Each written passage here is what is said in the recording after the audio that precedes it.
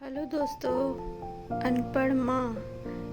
एक मध्य वर्गीय परिवार के एक लड़के ने 10वीं की परीक्षा में 90% अंक प्राप्त किए। पिता ने मार्कशीट देखकर खुशी खुशी अपनी बीवी से कहा कि बना लीजिए मीठा दलिया, स्कूल की परीक्षा में आपके लाडले को 90% अंक मिले हैं। माँ किचन से दौड़ती हुई आई और खुशी खुशी बोली, मुझे भी रिजल्ट दिखाइए, मुझे भी मेरे लाल का रिजल्ट देखना है।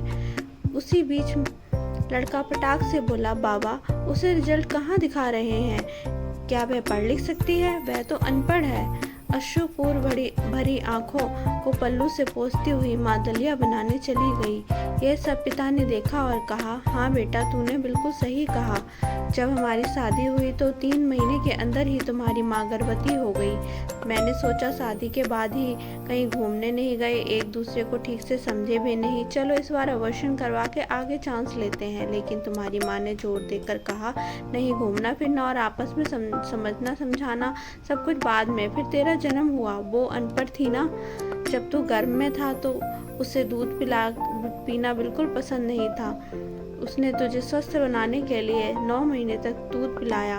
क्योंकि वो अनपढ़ थी ना, तुझे सुबह 7 बजे स्कूल जाना पड़ता था, लेकिन सुबह 5 बजे उठकर तेरा मनपसंद नाश्ता और टिफिन बनाती थी। क्योंकि वो अनपढ़ थी ना, जब तुम रात में पढ़ते पढ़ते सो जाते थे तो वह आकर तुम्हारी कॉपी, किताबें, बस्ते में भरकर तुम्हें बिस्तर पर सुलाती थी और उसके बाद ही सोती थी। और रात में कई बार जाग जाकर तुम्हें ओढ़नी से ढांकती थी। क्योंकि वो अनपढ़ थी ना। बचपन में तुम ज़्यादातर समय बीमार रहते थे, तब वो रात भर जाग कर भी सुबह जल्दी उठती थी और काम पर लग जाती थी। क्योंकि बेटा वो अनपढ़ थी ना, तुम्हारे लिए ब्रांडेड कपड़े लाने के लिए मेरे पीछे पड़ती थी और कुछ सालों तक एक ही साड़ी पर रहती थी। क्योंकि वो अनपढ़ थी ना। ये सब सुनकर लड़का रोते रोते अपनी माँ से लिपट कर बोला, माँ, मुझे तो कागज पर 90% अंक मिले हैं, लेकिन आप मेरे जीवन की शिक्षक हो, 100% बनाने में पहली शिक्षक हो।